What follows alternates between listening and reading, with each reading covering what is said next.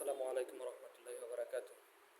বর্ডারের আশেপাশে যারা আছেন আমাদের বাংলাদেশে, বিশেষ করে এখন যে উত্তপ্ত হচ্ছে, এগুলোর সমাধানের জন্য পররাষ্ট্রমন্ত্রী আছে, পররাষ্ট্রমন্ত্রী এটি দেখার দায়িত্ব।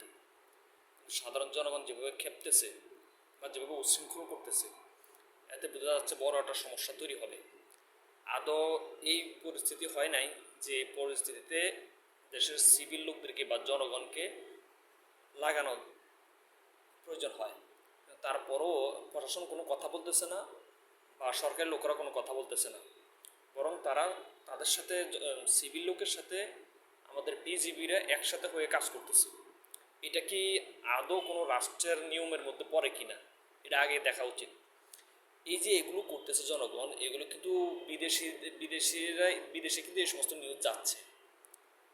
তো এইগুলো যে প্রশাসনিক লোক যারা সদস্য আছে, তারা কি এগুলো চোখে দেখতেছে না যে জনগণ কি করতেছে?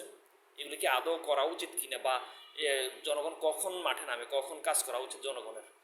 একটা রাষ্ট্রের কখন জনগণকে মাঠে নামানো হয়? এগুলো বিভিন্ন যুদ্ধ বিগ্রহ বিভিন্ন দেশে তো হচ্ছে, আমরা দেখতে পাইতেছি। তো ওগুলো থেকে তো শিক্ষা গ্রহণ করা উচিত। এরা যেভাবে নামতেছে, যেভাবে লাফালাফি করতেছে, এতে করে তো রাষ্ট্রের বড় ধরনের ক্ষতি হবে। এটা বিজিবি বিএসএফ বুঝবে, যা কিছু করার ওরা সমন্বয় করবে, ওরা এটা ব্যবস্থাপত্র নেবে। কিন্তু জনগণ সেখানে কি করে? জনগণকে কেন সেখানে রাখা হচ্ছে? অতি শীঘ্রই আপনারা যারা সিলেট আছে, যারা পঞ্চগড় আছে বা ফেনীর এদিকে আছে, এই এরিয়াগুলোর মধ্যে কেউই কোনো জনগণ কখনোই আপনারা বর্ডারে যাবেন না।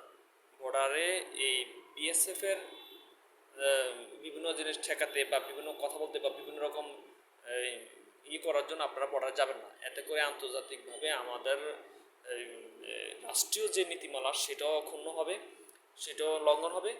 এবং এই আমাদের যে আমরা যে এই সমস্ত কর্মকাণ্ডগুলো করতেছি, এগুলো কিন্তু এই যে লাঠি সোঠা নিয়ে বিভিন্ন রকম হবে, এগুলো নিয়ে আন্তর্জাতিকভাবে কিন্তু নিউজ হবে।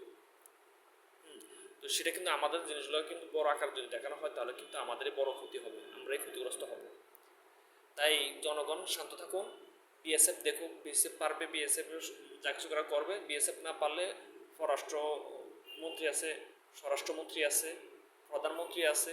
এই দেশের পড়াশোনা এখন তো এরকম না যে ওই তত্ত্বাবধায়ক সরকার আছে বা উপদেষ্টা আছে, এরকম তো না। এখন তো সরকার আছে। এখন যদি সরকার থাকা সত্ত্বেও যদি এটা নিয়ন্ত্রণ করতে না পারে, তো এই সরকার দিয়ে কী হবে?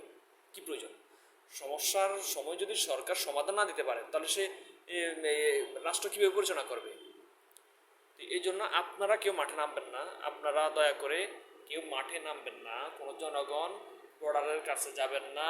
এই জন্য যে যে বিএসএফ এর ঠেকাবো বা বিএসএফ যা কিছু করে সেটা বাধা দিব, বা বিজিবি কী করতেছে আমরা তাদের সহযোগিতা করব।